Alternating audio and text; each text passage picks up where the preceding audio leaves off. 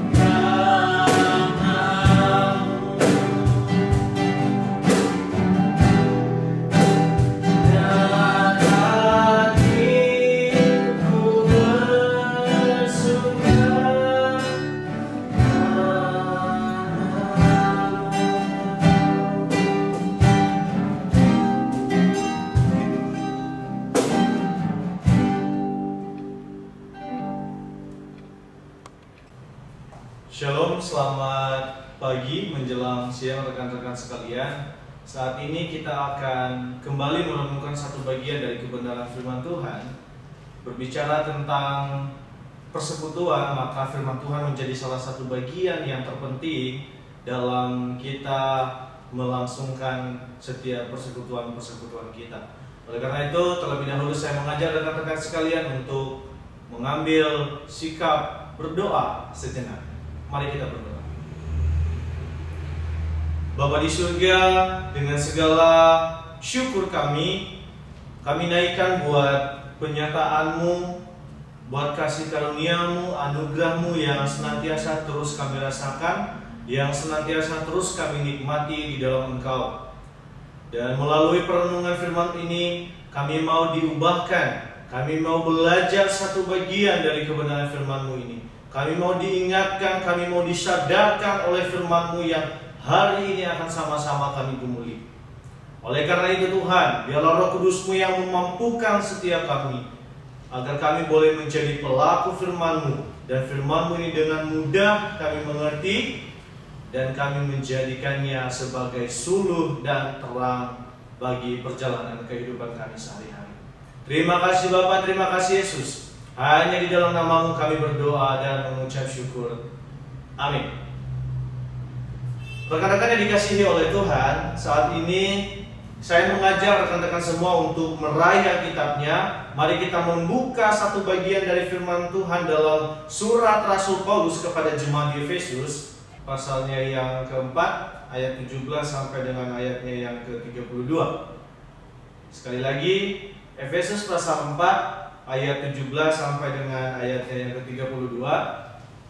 Silakan rekan-rekan sekalian untuk menyimak dalam hati masing-masing.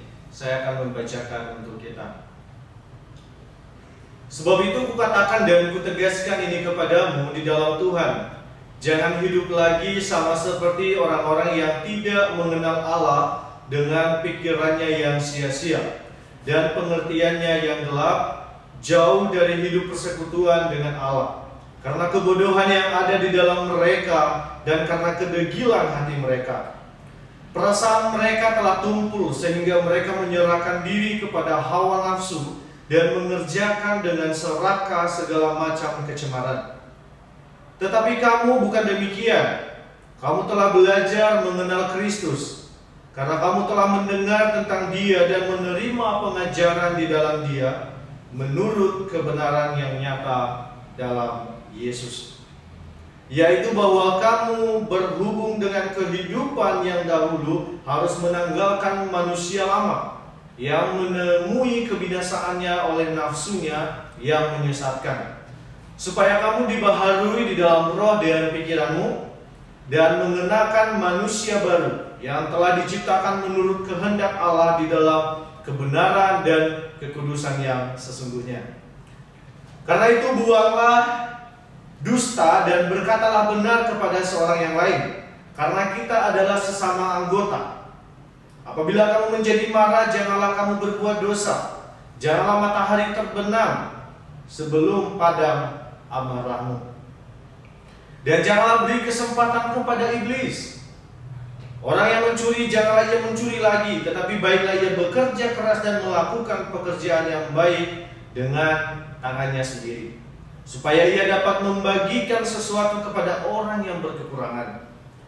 Janganlah ada perkataan kotor keluar dari mulutmu, tetapi pakailah perkataan yang baik untuk membangun di mana perlu, supaya mereka yang mendengarnya beroleh kasih karunia.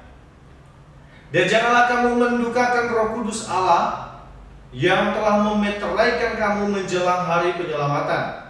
Segala kepahitan, kegeraman, kemarahan, pertikaian, dan fitnah hendaklah dibuang dari antaramu. Demikian pula segala kejahatan. Tetapi hendaklah kamu ramah seorang terhadap yang lain, penuh kasih mesra dan saling mengampuni, sebagaimana Allah di dalam Kristus telah mengampuni kamu. Rekan-rekan yang dikasihi oleh Tuhan, hari ini kita berbicara tentang manusia baru. Dan hari ini juga kita akan mencoba menggumuli satu tema kecil bahwa hidup harus berubah. Berbicara tentang perubahan, berbicara tentang hidup yang harus berubah, berbicara tentang change your life, maka ada sesuatu yang menjadi tanggung jawab kita. Ada yang menjadi tugas kita selaku orang yang percaya.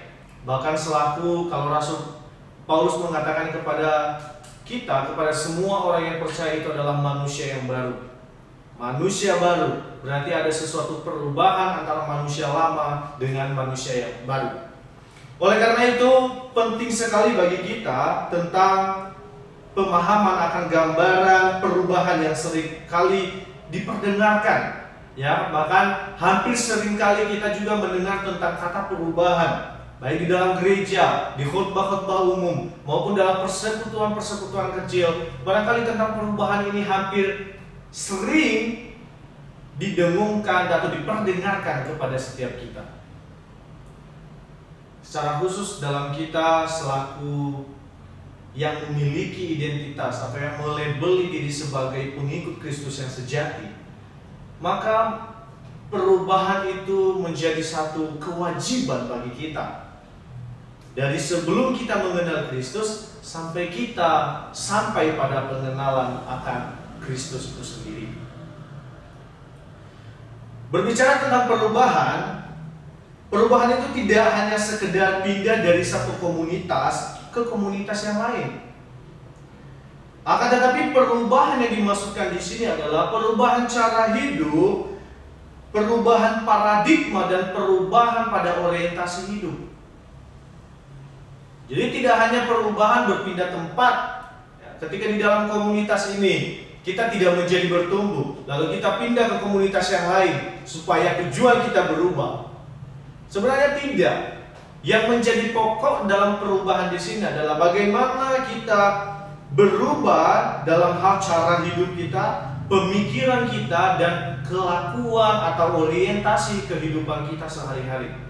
Itulah yang dimaksudkan dalam perubahan yang hari ini akan sama-sama kita renungkan. Maka saya mengajak teman-teman sekalian dalam perenungan ini untuk menyimaknya dengan baik. Sebagaimana Rasul Paulus juga mengingatkan kepada kita, apa sih yang menjadi tugas, apa sih yang menjadi bagian kita sebagai muda-mudi Kristen, muda-mudi pengikut Kristus. Bagaimana seharusnya kita memaknai manusia baru itu? Bagaimana seharusnya kita memperoleh perubahan itu?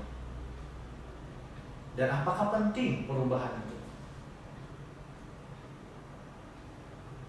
Bagi Paulus, menjadi manusia baru adalah suatu keniscayaan yang akan terjadi ketika seseorang mengenal Kristus.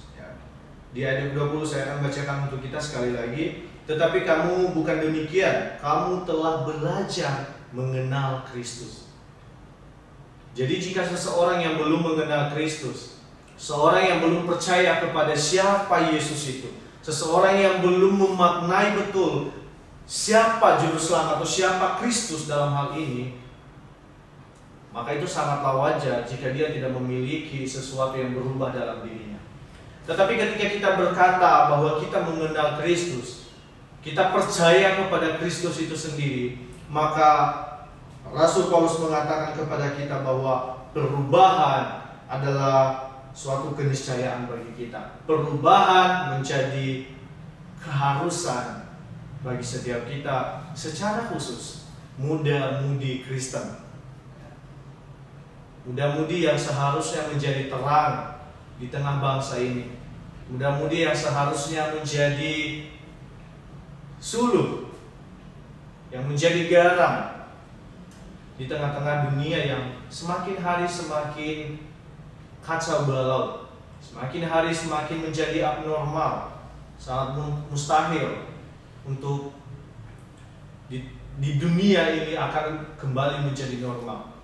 Oleh karena itu, di tengah-tengah ketidaknormalan ini, maka kita dituntut untuk menjadi garam dan terang dimanapun kita berada dan kapanpun itu.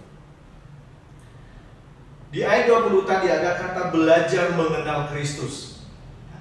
Rasul Paulus memakai kata ini untuk menunjukkan bahwa ada proses yang belum final, ada proses yang belum berakhir. Jadi ketika kita mengatakan bahwa mau belajar mengenal Kristus, maka setiap harinya kita akan terus belajar, kita akan semakin hari semakin mau untuk mengenal siapa Yesus itu. Dan jika kita sampai pada fase itu, dalam proses kesehariannya itu, maka kita juga seharusnya memiliki cara hidup yang berubah.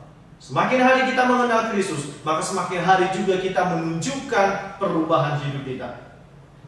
Semakin hari kita mengenal siapa Yesus itu, maka semakin hari juga kita akan semakin berubah secara orientasi hidup, secara paradigma atau pemikiran itu sendiri.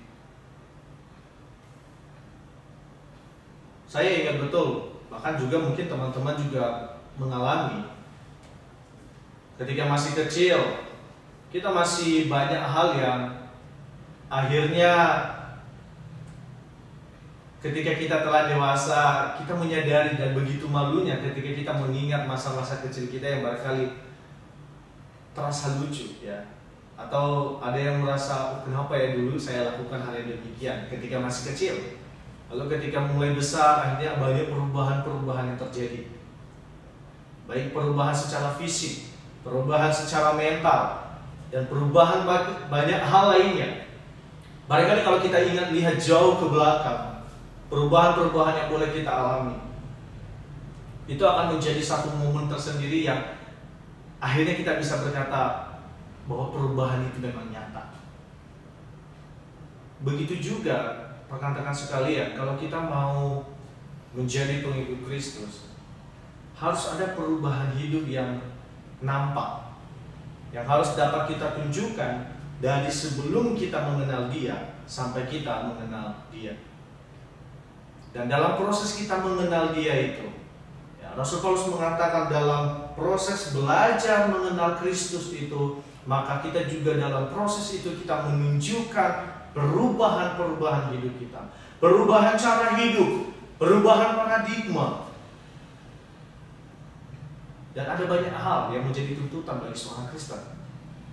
Secara khusus untuk kita muda-mudi Kristen ini, ada banyak tuntutan yang seharusnya menjadi tanggung jawab kita. Saya akan mengajak kita untuk melihat dalam nasihat-nasihat Rasul Paulus yang dia tekankan di dalam perikop tentang manusia baru ini. Dia katakan di sini bahwa ayat 25, karena itu buanglah dusta dan berkatalah benar seorang kepada yang lain, karena kita adalah sesama anggota. Kita ini adalah satu tubuh. Kristus adalah kepalanya.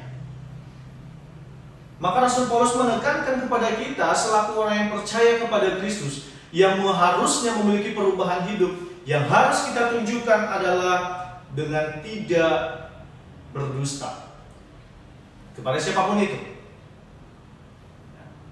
Rasul Paulus dengan tegas mengingatkan kita bahwa kalau kita mau menunjukkan perubahan kita, kalau kita mau menunjukkan bagaimana manusia baru, adanya perubahan sebelum kita mengenal Kristus dan setelah mengenal Kristus, maka kita juga diingatkan untuk membuang segala dusta dan melakukan atau mengatakan apa yang benar. Tuhan Yesus selalu mengatakan bahwa jika ya katakan ya, jika tidak katakan tidak. Ini merupakan suatu penegasan yang tidak akan merujuk kita kepada kata bohong atau kata dusta itu sendiri. Lalu kemudian di ayat 26 di sini juga dikatakan bahwa apabila kamu menjadi marah, janganlah kamu berbuat dosa. Janganlah matahari terbenam sebelum padam amarahmu.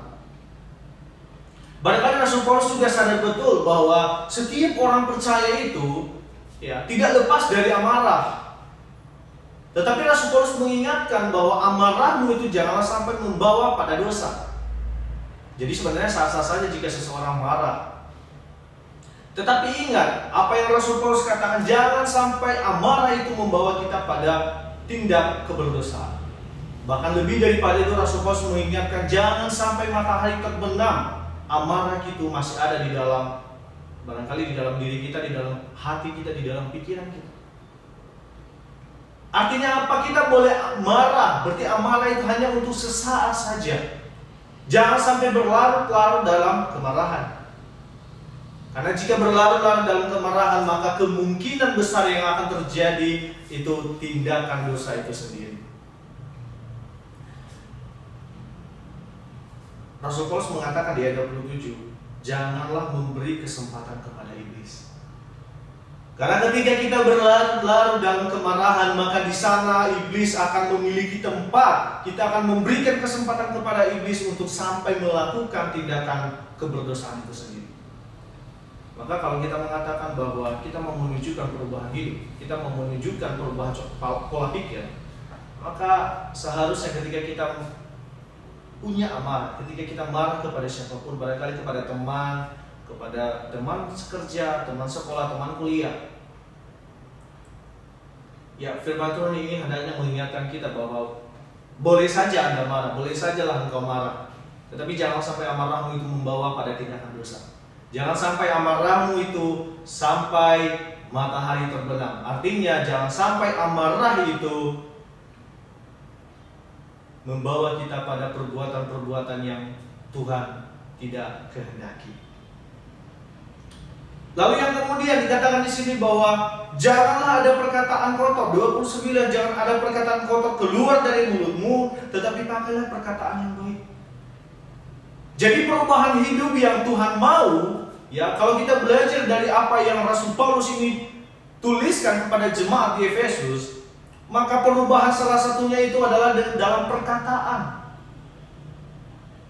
Ya, selain dalam perbuatan, selain dalam pikiran, maka dalam perbuatan juga sangat dituntut untuk kita memperoleh perubahan ketika kita menjadi pengikut Kristus yang sejati. Jauhkanlah perkataan kotor dari mulutmu, tetapi pakailah perkataan yang baik untuk membangun. Perkataan yang membangun seperti apa? Perkataan yang tidak mencemooh, perkataan yang tidak mencela. Tetapi sebaiknya perkataan-perkataan kita hendaklah yang membuahkan semangat bagi orang lain, ya, yang membuat orang lain itu menjadi semangat, yang membuat orang lain itu semakin percaya diri, yang membuat hatinya menjadi damai ketika kita berbicara, ketika kita menyampaikan sesuatu kepadanya. Biarlah perkataan-perkataan kotor yang barangkali kerap kali mungkin secara spontan keluar dari mulut kita, maka biarlah firman Tuhan yang hari ini mengingatkan kita untuk mari kita kontrol diri, ya, penguasaan diri sebagai salah satu buah dari roh itu. Biar itu boleh melekat, boleh terus menjadi reminder untuk kita dalam menjalani kehidupan sehari-hari, terutama dalam pergaulan barangkali, ya. Hendaknya itu juga menjadi terus reminder dalam benak kita, sehingga ketika hal-hal itu akan muncul, kita dapat mengontrol diri, kita dapat menguasai diri. Kurang lebih teman-teman sekalian, dalam perenungan kita kali ini, ya, Rasul Paulus tengah mendaftarkan 3 hal kepada kita. Sebelum kita mengenal Kristus, maka kita seharusnya ada perubahan dari sebelum mengenal sampai setelah mengenal Kristus itu sendiri. Adanya perubahan baik dalam pemikiran, baik dalam perkataan maupun dalam perbuatan. Hindarilah pikiran yang sia-sia, ya, kurang lebih itulah yang hendak disampaikan oleh Rasul Paulus. Hindarkanlah pikiran yang sia-sia. Hindarilah pengertian yang gelap, perkataan yang bodoh, perbuatan yang keras kepala. Hindarilah perasaan yang kumpul, yang hanya dikuasai oleh hawa nafsu. Dengan kita kembali atau menjadi pengikut Kristus yang sejati, maka kita akan memikirkan sesuatu yang baik. Perkataan-perkataan kita akan perkataan yang membangun, Amarah kita bukanlah amarah yang dengan emosi, tetapi amarah kita amarah yang dipenuhi dengan kasih. Dan akhirnya kita bisa sampai melihat perubahan dalam diri kita. Akhirnya kita bisa sadar, sebagaimana kita sadar di masa kecil adanya perubahan ketika kita beranjak menjadi dewasa, maka kita juga akan merasakan hal yang sama. Adanya perubahan ketika sebelum mengenal Kristus sampai pada fase atau sampai pada titik mengenal Kristus itu sendiri. Akhirnya kita bisa berkata bahwa menjadi garam, menjadi terang bagi dunia, bagi sesama itu adalah satu kewajiban bagi anak-anak Tuhan, bagi muda-mudi Kristen yang percaya kepada Yesus itu. Mari teman-teman, saya mengajak kita semua, sebagaimana apa yang telah kita renungkan, Rasul Paulus juga mengajak kita untuk memaknai manusia baru yang memiliki perubahan dalam hidup. Mari teman-teman, barangkali di antara hal-hal yang telah kita uraikan tadi, barangkali ada hal-hal yang masih belum kita lakukan, barangkali ada hal-hal yang masih sering kita perbuat. Mari saya mengajak teman-teman semua untuk mengambil komitmen bahwa jika ada sesuatu yang masih belum dapat diubahkan, minta Roh Kudus untuk diubahkan. Dan jika ada sesuatu yang telah dilakukan yang baik, yang menunjukkan identitas sebagai pengikut Kristus, maka pertahankan itu teman-teman. Pertahankan tindakan-tindakan tersebut, karena memang itulah yang Tuhan mau. Karena memang itulah yang Tuhan inginkan dan kehendaki bagi setiap kita, muda-mudi Kristen, muda-mudi yang percaya kepadanya. Dan biarlah kita selalu menjadi pribadi-pribadi yang tunduk pada kehendak Tuhan dan senantiasa terus tunduk pada setiap perintah-perintahnya. Marilah kita merubah cara hidup kita. Marilah kita merubah pemikiran kita yang barangkali saat masih melenceng jauh. Mari saya ajak kita semua, mari kita ambil komitmen di dalam doa kita. Mari kita berdoa. Bapa di surga, saat ini firman-Mu telah mengingatkan kami akan banyak hal, ya, bahwa seharusnya selaku pengikut Kristus yang menjadi manusia baru itu seharusnya tidak hanya dalam perkataan, tetapi kami juga punya tanggung jawab adanya perubahan dalam pikiran, dalam perbuatan kami. Oleh karena itu Tuhan, mampukan setiap kami agar ketika kami memaknai keberadaan kami sebagai pengikut Engkau, kami dapat disadari betul, disadarkan betul, diingatkan terus-menerus untuk terus menjadi terang, menjadi garam bagi orang lain ataupun bagi sesama siapapun itu. Tuhan ajak kami, Tuhan mampukan kami untuk menjadi pelaku-pelaku firman. Kami sadar bahwa tanpa Engkau kami tidak mampu. Kami sadar bahwa tanpa Roh Kudus yang Engkau taruhkan dalam hati kami masing-masing, tiada akan sesuatu pun yang berubah daripada kami. Biarlah Roh Kudus pun yang boleh terus mengingatkan kami, menjadi reminder dalam kehidupan kami, dalam menjalankan kehidupan kami sehari-hari, baik dalam bekerja, dalam persekolahan, dalam perkuliahan. Biarlah nama-Mu yang terus boleh kami muliakan dan agungkan. Terima kasih Bapa. Terima kasih Yesus, Tuhan dan Juru Selamat kami yang hidup. Amin. Terima kasih kepada Santo Yosef yang telah memberikan firman. Biarlah apa yang sudah diberikan dari Santo Yosef bisa kita renungkan dan kita terapkan dalam hidup kita masing-masing. Untuk meresponi firman Tuhan, marilah kita menaikkan lagu dari KPPK 256, Sejak Yesus di Hati. Sejak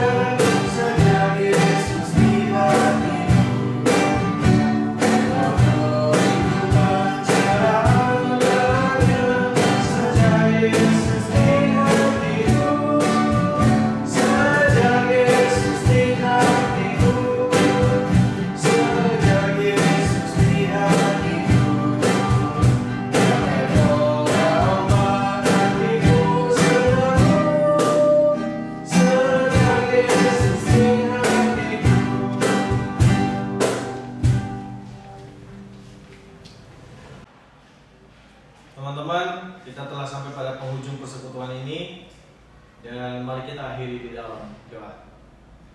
Allah yang agung, Allah yang perkasa, kami bersyukur buat tuntunan-Mu sehingga persekutuan pemuda remaja GKI Jambi ini boleh berlangsung, dan biarlah dalam persekutuan ini kami boleh terus memuliakan nama-Mu. Dan bahkan firman-Mu yang telah kami renungkan, firman-Mu yang telah ditabur, biarlah itu boleh menjadi benih yang baik, sehingga boleh bertumbuh dalam hati kami dan boleh berbuah pada perbuatan-perbuatan kami. Terima kasih Bapa, terima kasih Yesus. Berkati sepanjang minggu ini setiap kami muda-mudi GKI Jambi, sehingga kami terus punya rasa yang takut akan Engkau. Dan dalam kehidupan kami sehari-hari, kami terus menunjukkan bagaimana seharusnya kami menjadi garam dan terang bagi orang lain. Terima kasih Bapa, terima kasih Yesus. Hanya di dalam nama-Mu kami berdoa dan mengucap syukur. Amin.